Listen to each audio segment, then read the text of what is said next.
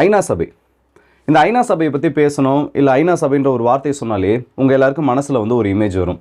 உலகத்தில் இருக்கக்கூடிய ஒரு பவர்ஃபுல்லான ஒரு அமைப்பு, உலக நாடுகள் அத்தனையும் ஒன்றா சேர்த்து வச்சிருக்கக்கூடிய அமைப்பு, உலகத்தில் அமைதியை கொண்டு வரதுக்காக 2ஆம் உலகப் போர் முடிஞ்சதுக்கப்புறம் கொண்டு வரப்பட்ட அமைப்புன்னு சொல்லிட்டு உங்கள் எல்லாருக்கும் மனசில் ஒரு பிம்பம், இல்லை அதை பற்றின ஒரு நல்ல ஒரு தாட் வரும். ஆனால் இந்த ஐநா சபையை பொறுத்த வரைக்கும் இந்தியாவுக்கு இவங்க பண்ணியிருக்க நன்மைகள்னு சொல்லிட்டு இவ்வளோ சொன்னோன்னா இந்தியாவுக்கு இவங்களால் விளைந்திருக்கக்கூடிய அந்த பாதிப்புகள்ன்றது இந்த அளவுக்கு சொல்லலாம். குறிப்பிட்டு சொல்லணும்னா, பாகிஸ்தான் ஆக்குபைடு காஷ்மீர் விஷயத்தில் இந்தியாவை இந்த ஐநா சபை என்னெல்லாம் பண்ணிட்டு இருக்காங்க, இல்லை என்னெல்லாம் இல்லீகலாக ஆக்குபை பண்ணியிருக்க பாகிஸ்தானுக்கு ஃபேவராக ஐநா சபையை மையப்படுத்தி இருக்கக்கூடிய நாடுகள் பண்ணிட்டு இருக்காங்க. இதை பற்றி ஜஸ்ட் ஒரு டிஸ்கஷன் மாதிரி தான் இந்த ஒரு வீடியோவில் பார்க்க போகிறோம். இது வந்து ரெகுலராக நம்ம சொல்கிற மாதிரி அங்கே இருக்கக்கூடிய டேட்டாஸ்லாம் எடுத்து ஜஸ்ட்டு சொல்கிற மாதிரி மட்டும் இல்லை. எனக்கு என்ன தோணுது, இல்லை இந்த விஷயத்தில் என்னெல்லாம் நடந்துட்டு இருக்கின்றதை ரொம்ப நாளாக இதை நான் வந்து பேசணும்னு நினச்சிட்டு இருந்தேன். ஆனால் அதுக்கான டைம் இப்போ கிடைக்கல. இந்த வீடியோவில் அது கிடச்சிருக்கு. ஸோ கிடச்சிருக்க டைம் இது சம்மந்தப்பட்டது நமக்குள்ள ஒரு டிஸ்கஷன் மாதிரி எடுத்துகிட்டு போகலான்றதுக்கு தான் இந்த வீடியோ. ஸோ வீடியோக்குள்ள போயிடலாம். நான் உங்கள் ஆக்கி தம்புக்ஷன் டிபி ட்ரெண்டிங்ஸ்.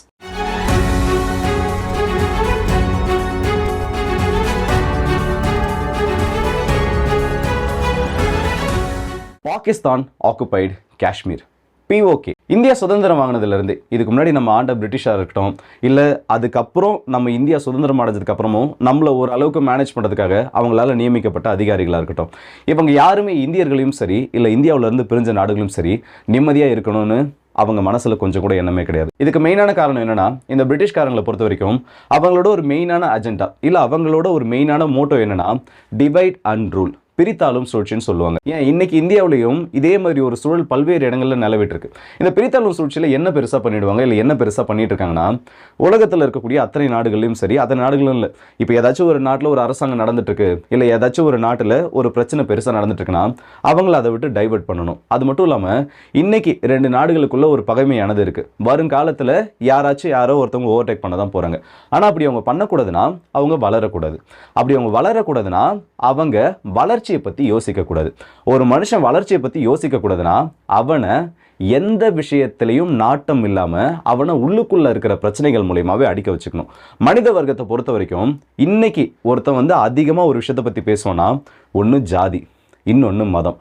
அதுவும் இந்தியாவோட அரசியல், இல்லை இந்த பிரிட்டன் வந்து இந்தியாவை விட்டுட்டு போகிறப்போ இந்த மதம் சம்மந்தப்பட்ட அரசியலை அவங்களுக்குள்ள ரொம்ப பெருசாக விதைச்சி வச்சுருந்தாங்க.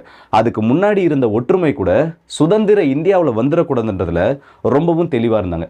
இந்தியா பாகிஸ்தான் முஸ்லீம்களுக்கான ஒரு நாடாக பாகிஸ்தான் உருவானதுக்கப்புறம், அத்தனையும் சேர்த்து வச்ச ஒரு நாடாக இந்தியா உருவானதுக்கப்புறமும் இந்த 2 நாடுகள் நிம்மதியோடு இருந்துடக்கூடாதுன்றதுல பிரிட்டன் ரொம்பவும் தெளிவாக இருந்தாங்க. இதனால தான் இந்த பாகிஸ்தான் ஆக்குபைடு காஷ்மீர்ன்ற ஒரு கான்செப்டே அப்போதைக்கு ஒரு சின்ன ஒரு தீப்பொறியை உருவாக்குச்சு. சுதந்திர இந்தியாவோட கவர்னர் ஜெனரலாக இருந்த மவுண்ட் பேட்டன் அவர்களோட உதவியோடு தான் இந்த பாகிஸ்தானை பிடிக்கக்கூடிய திட்டத்தை பிரிட்டன் செயல்படுத்தினாங்கன்னு சொல்லிட்டு ஒரு கான்ஸ்பிரசி தியரி இருந்தாலும் அதை பற்றி பெருசாக இது வரைக்கும் யாரும் பேசுனது கிடையாது, இல்லை அதுக்கான சப்போர்ட்டிங் எவிடன்ஸும் கொடுத்தது கிடையாது. எக்ஸாக்டாக இதை பற்றி நம்ம பார்க்கணும்னா நம்ம இந்தியா சுதந்திரம் அடைஞ்ச அந்த ஒரு வருஷத்தை நோக்கி போயாகணும். 1947 இந்தியா விடுதலை அடைஞ்சதுக்கு அப்புறமும் பிரிட்டன்காரங்க கிட்ட இருந்து ஆட்சியை நம்ம வாங்கி இருந்தாலும் சுதந்திர இந்தியான்றது ஒரே ஒரு பகுதியே கிடையாது. இங்கேயே உள்ளுக்குள்ள 1008 பிரச்சனை, பக்கத்தில் பாகிஸ்தான் பிரிஞ்சு போனது அது பிரச்சனை, இந்த இடத்துல பல மன்னராட்சிகள், பல ஜமீன்தார்கள்னு சொல்லிட்டு இவங்க எல்லாம் இந்தியாவுக்குள்ளே வெளியே தெரிய ஒரு உருவத்துக்குள்ள பல்வேறு பகுதிகளாக பிரிஞ்சிருந்தாங்க. ஆனால் அப்போ பாகிஸ்தான் என்ன முடிவு பண்ணுறாங்கன்னா, காஷ்மீரை பொறுத்த வரைக்கும் இது நம்மளோட கண்ட்ரோலுக்குள்ள மொத்தமாக வரணும். அப்போ காஷ்மீர் ஆண்டுட்டு இருந்த மன்னர் மகாராஜா ஹரி சிங், அவரோட கண்ட்ரோலில் தான் இப்போ இருக்கக்கூடிய ஜம்மு அண்ட் காஷ்மீர் ஒட்டுமொத்தமாக இருந்துச்சு. இதோட ஒட்டுமொத்த பரப்பளவு பார்த்தோன்னா 2,22,229 சதுர கிலோமீட்டர்கள் ஒட்டுமொத்த காஷ்மீரோட அளவு. இந்த பெரும் பகுதி பாகிஸ்தானோட கண்ணை உறுத்திட்டே இருந்துச்சு. இதுக்கு பின்னாடி மதம் காரணமாக சொல்லப்பட்டாலும் அதுக்கு பின்னாடி இருந்த காரணங்கள் வேற. இப்படி உறுத்திட்டு இருந்த காஷ்மீரை, ஏன்னா அப்போதைய மகாராஜா இந்தியா கூட சேர்றதா இல்லை தனித்து நிற்கிறதான்னு சொல்லிட்டு ஒரு பெரிய குழப்பத்தில் இருந்தப்போ அதை தனக்கு சாதகமாக பயன்படுத்திக்கிட்டு இந்த பிரிட்டனோட உதவியோட நள்ளிரவில் புகுந்து இந்த பாகிஸ்தான் காஷ்மீரை அடிக்க ஆரம்பிக்கிறாங்க. இப்படி அடிக்க ஆரம்பிச்சதுல பல்வேறு இனப்படுகொலைகள் அந்த இடத்துல நடந்துச்சு. குறிப்பிட்டு சொல்லணும், மிர்பூர்னு சொல்லக்கூடிய அந்த ஒரு பகுதியில் மட்டும், அந்த ஒரு சின்னஞ்சிறிய பகுதியில் மட்டும் 25,000க்கும் அதிகமான நபர்கள் அந்த இடத்துல வாழ்ந்துட்டு இருந்தாங்க. ஆனால் பாகிஸ்தானோட வீரர்கள்னு சொல்லக்கூடிய அந்த மிருகங்கள் நடத்திய அந்த ஒரு இரவு தாக்குதலில் 18,000 நபர்களுக்கும் அதிகமாக அந்த இடத்துல கொல்லப்பட்டாங்க. 18,000 நபர்கள் இறந்தது மட்டும் இல்லாமல் 3,000த்துக்கும் அதிகமான நபர்கள் ரொம்ப மோசமான முறையில் படுகாயம் அடைஞ்சாங்க. இதெல்லாம் பாகிஸ்தான் காஷ்மீரை பிடிக்கிறதுக்காக மட்டும் பண்ணலை. திரும்ப காஷ்மீரை யாருமே சொந்தம் கொண்டாடக்கூடாது, திரும்ப காஷ்மீரை பற்றி யாருமே நினச்சி பார்க்கக்கூடாதுன்றத ஒரு ஸ்டேட்மெண்ட்டாக வெளியில் சொல்லணுன்றதுக்காக அங்கேருந்து அப்பாவி பொதுமக்களை கொண்டாங்க.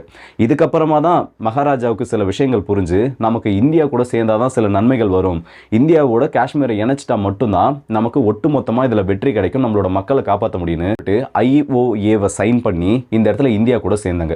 இந்தியா கூட சேர்ந்ததுக்கு அப்புறமா இந்தியாவோட ராணுவம், ஏன்னா ரெண்டு தரப்புலையும் பிரிட்டனோட ராணுவ வீரர்கள் இருக்காங்க, அதை பிரிட்டன் எப்படி நினைப்பாங்கன்னா அவங்களோட பிரச்சனைக்குள்ள நம்மளோட வீரர்களை இழக்கக்கூடாதுன்னு முடிஞ்ச அளவுக்கு இந்தியாவை இந்த பிரச்சனையிலிருந்து சுமூகமான முறையில் பேச்சுவார்த்தையின் மூலயமா தீர்த்துக்கலாம்னு சொல்லிட்டு கொஞ்சம் கொஞ்சமாக விலக்கி வச்சிருந்தாங்க. அப்போ நம்ம பண்ண ஒரு பெரிய தப்பு என்ன தெரியுமா? இவங்களோட பேச்சை நம்பி இதை ஐநா சபைக்கு எடுத்துகிட்டு போனது மட்டும்தான். மகாராஜா ஹரிசிங்கை பொறுத்த வரைக்கும் அவர் ஒப்படைச்ச காஷ்மீர்ன்றது இந்தியாவுக்கு முழுமையாக சொந்தம். ஆனால் இதில் ஒரு 77,000 ஸ்கொயர் கிலோமீட்டர்கள், சதுர கிலோமீட்டர் அளவிலான பகுதி பாகிஸ்தான் ஆக்குபைட் காஷ்மீராக மாறுது. ஸோ மீதம் இருக்கக்கூடிய பகுதி தான் இந்தியா கிட்ட இருக்குது. இதுலேயே ஒரு 37,000 ஸ்கொயர் கிலோமீட்டர் அளவுக்கு இந்தியாவுக்கு சொந்தமான பகுதியை இப்போ சீனாக்கு ஆக்குபை பண்ணி வச்சுருக்காங்க நம்மளோட நார்த் ஈஸ்டர்ன் சைடில். இந்த மாதிரி இந்தியா கிட்ட இருந்து இந்த அளவுக்கு பகுதிகளை பாகிஸ்தான் பிரித்ததுக்கப்புறம் நம்மளோட இந்தியா ஐநா சபையை நாடும்படி ஒரு நிர்பந்தத்திற்கு உள்ளாக்கப்படுது. இப்படி ஐநா சபைக்கு போனதுக்கப்புறமா நியாயமாக இந்த உலகத்தோட ஒரு முக்கியமான அமைப்பாக இருக்கக்கூடிய ஐநா சபை என்ன பண்ணியிருக்கணும்? அந்த இடத்துல எது யாருக்கு சொந்தமான பகுதியோ அதை இந்தியா கிட்ட ஒப்படைச்சிருக்கணும். ஆனால் பதிலுக்கு ஐநா சபை என்ன தெரியுமா பண்ணாங்க?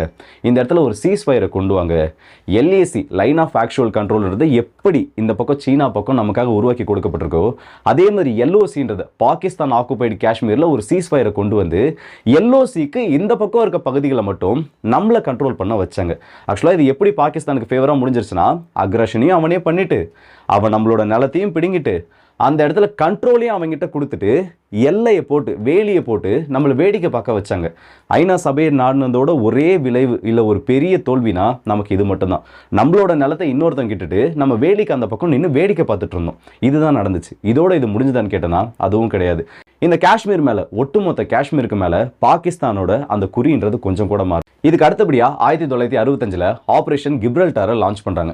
இதோட ஒரு நோக்கம் என்னன்னா, எப்படி 47களில் இந்த மாதிரி சின்ன சின்ன குழுக்களை உள்ள அனுப்பி அங்கே அவ்வளோ பெரிய ஒரு நிகழ்ச்சியை நடத்தினாங்களோ, இல்லை அவ்வளோ பெரிய ஒரு நிகழ்வை இனப்படுகொலை அந்த இடத்துல நடத்தினாங்களோ, அதே மாதிரி இந்தியா கிட்ட இவங்க இந்த இடத்துல சீண்டி பார்த்தாங்க. ஆனால் அந்த முறை 1947 இந்தியா எதுக்குமே ப்ரிப்பேர்டாக இல்லை. இந்தியா கிட்ட அவ்வளோ பெரிய ஒரு ராணுவம் இல்லை, எதுவுமே கிடையாது. ஆனால் இந்த முறை 1965 இது எல்லாத்துக்குமே இந்தியா ரெடியாக இருந்தாங்க. இந்த முறை ஒரு 17 நாள் போரானது நடந்துச்சு. அந்த 17 நாள் போருக்கு அப்புறமா ஒரு சீஸ்ஃபயர் டீல் ஆனது இந்தியாவுக்கும் பாகிஸ்தானுக்கும் நடுவில் திரும்பவும் இதே ஐநா சபையால் கொண்டு வரப்பட்டுச்சு. இந்த முறையும் ஐநா சபை இந்தியாவை வச்சு செஞ்சுட்டாங்க, அதுவும் முதுகில் குத்திட்டாங்கன்னு சொல்லலாம். இந்த முதுகில் குத்திட்டாங்கன்னு சொல்கிற வார்த்தையை நான் இந்த இடத்துல பிரயோகப்படுத்துறதுக்கு இல்லாத முக்கியமா சொல்றது காரணம் இந்த ஒரு சீஸ்ஃபயர் வயலேஷன்ன்றது. முதல் முறையா பாகிஸ்தானுக்கும் இந்தியாவுக்கும் நடுவில் ஒரு சீஸ்ஃபயர் டீல் கொண்டு வரப்பட்டுச்சுல்ல, அந்த சீஸ்ஃபயர் டீல்லையே யாராச்சும் இதை ப்ரொவோக் பண்றாங்க, இல்லை யாராச்சும் வந்து இந்த இடத்துல இந்த சீஸ்ஃபயரை வயலேட் பண்றாங்கன்னா அந்த தரப்பு அந்த ஜோனை டீமிலிட்டரைஸ்டு ஜோனா மாற்றணும். அவங்க அந்த பகுதியை விட்டு அவங்களோட அத்தனை ராணுவ வீரர்களையும் வெளியில கொண்டு போயிட்டு ஆக்சுவல் டெரிட்டரி இந்த இந்தியாவும் பாகிஸ்தானும் பிரியும் போது, அதாவது ஜம்மு காஷ்மீர் மாகாணம் இல்லை ஜம்மு காஷ்மீர் மாநிலம்ன்றது மகாராஜாவோட கண்ட்ரோலில் இருக்கப்போ எந்த அளவுக்கு இருந்துச்சோ அந்த ஒரு பகுதிக்கு முன்னாடி வீரர்கள் எங்கெங்க நின்னாங்களோ அங்கே மட்டும் நிற்கணுன்றது ஒரு முக்கியமான கண்டிஷன். ஆனால் அதையும் சாட்டிஸ்ஃபை பண்ணலை, அதையும் அவங்க அந்த இடத்துல பெருசாக பேசலை. ஸோ இந்த மாதிரி ஒவ்வொரு ஈவெண்ட்டும் நடக்க நடக்க இந்தியா அமைதியை நோக்கி போக போக, இல்லை இதை வந்து நம்ம நார்மலான வழியில் முடிச்சுக்கணும், நம்ம அமைதியின் பேரில் இல்லை அமைதி மூலயமா நேர்மையான வழியில் போயிட்டு இது எல்லாத்தையும் முடிச்சுக்கணும்னு சொல்லிட்டு இந்தியா ஒவ்வொரு தடவையும் ஐநா சபையை, ஏன்னா உலக நாடுகளோட ப்ரெஷர் அந்த மாதிரி. இப்போ சமீபத்தில் இந்தியாவோட வெளியுறவுத்துறை அமைச்சர் ஜெய்சங்கர் அவர்கள் கூட ஒரு விஷயத்த சொல்லியிருப்பாரு.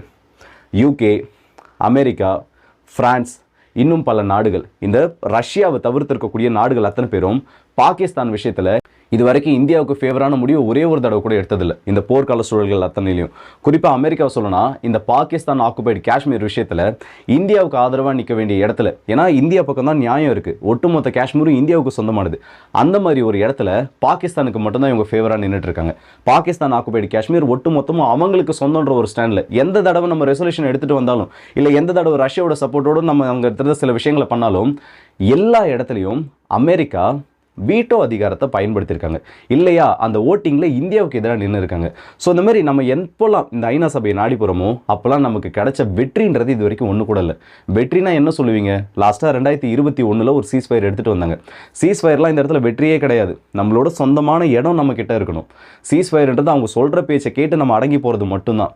என்னைக்கு பாகிஸ்தான் ஆக்குபைடு காஷ்மீர் கம்ப்ளீட்டாக முழுக்க காஷ்மீராக மாறுதோ, இந்தியாவோட கண்ட்ரோலில் இருக்கக்கூடிய காஷ்மீராக மாறுதோ, அன்னைக்கு தான் இது முழுமையான வெற்றியாக மாறும். அது வரைக்கும் நம்ம இதில் வெற்றின்னு சொல்லிக்கிறதுக்கு எதுவுமே கிடையாது. இப்போ வரைக்கும் நம்மளோட இடத்த அவங்க எடுத்து வச்சுட்டு வேலி போட்டு நம்மளை வேலிக்கு வெளியே நின்று வேடிக்கை பார்க்க விட்டுட்டு இருக்காங்க. இது மட்டும்தான் உண்மையாக நடந்துட்டு இருக்கு.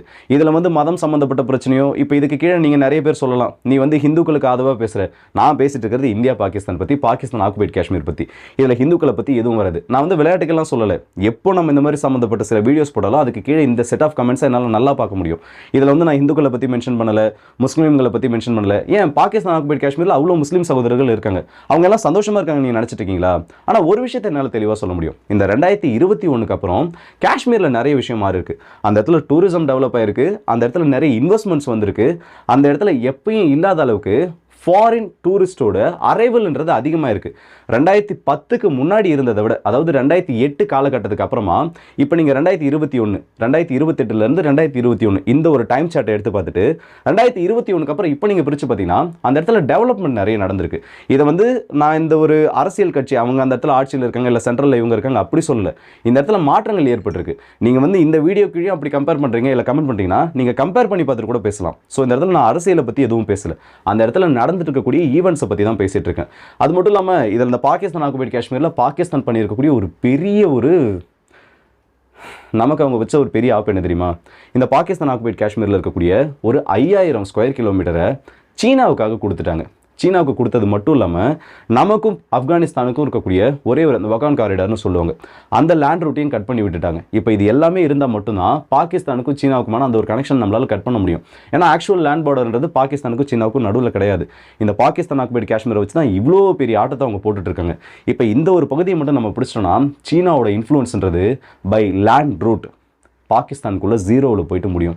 ஆனால் இதெல்லாம் இப்போ நடக்கும், அப்போ நடக்கும், எப்போ நடக்கும் எதுவுமே தெரியல. கண்டிப்பாக எல்லாம் ஒரு நாள் நடக்கும். முழுக்க இந்தியாவுக்கு சொந்தமாகக்கூடிய நாள் ரொம்ப தூரத்தில் இல்லை. கண்டிப்பாக அது ஒரு நாள் நடக்கும்.